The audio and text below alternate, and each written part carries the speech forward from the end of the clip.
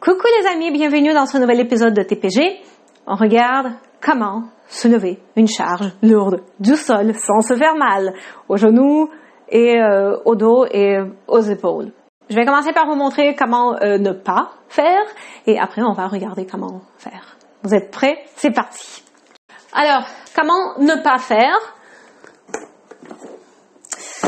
Si la charge est lourde, pas une bonne idée de faire ça. Si elle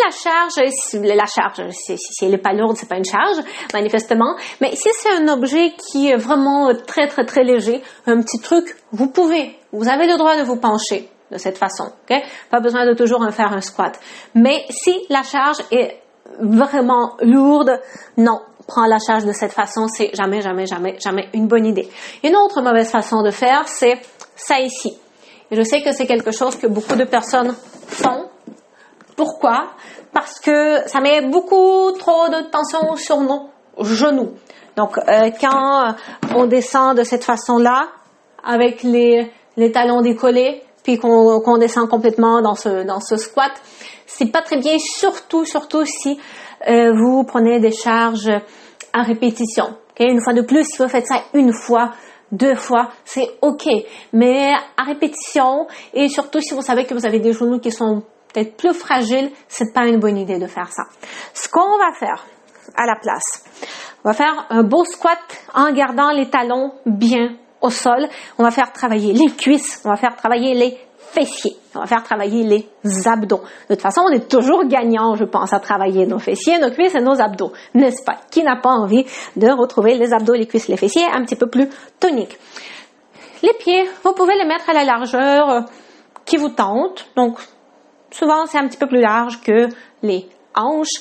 Gardez vos pieds parallèles et sentez un bon ancrage au niveau de vos pieds. Vos pieds sont en train de rentrer dans le sol. Assurez-vous aussi que les genoux ne sont pas en train de faire ça.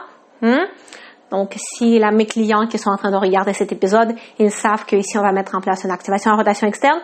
À partir de cette position, on fait le squat. Vous voyez, je ne descends pas au complet. Je mets plus de poids en arrière. Donc, mes fesses partent en arrière. Ça, c'est quelque chose qui va m'aider à justement, selon toutes les lois de la physique, puisque je vais avoir une charge dans mes bras. Le fait d'avoir les fesses en arrière, c'est justement, ça aidera à rééquilibrer le poids, de faire en sorte que je ne vais pas tomber vers l'avant, tiré par la charge. Donc, voilà. Et à partir de cette position, je descends aussi bas qu'il le faut. Peut-être si votre charge n'est pas aussi basse que la boîte que j'ai en ce moment. Peut-être juste rester ici, ça va être déjà suffisant. Vous prenez la boîte, vous vous relevez. Sinon, parfois, il faut descendre un petit peu plus bas. Hop, j'amène la charge le plus près du corps possible et je me relève. Attention aussi, ne gardez pas vos coudes trop espacés. Okay?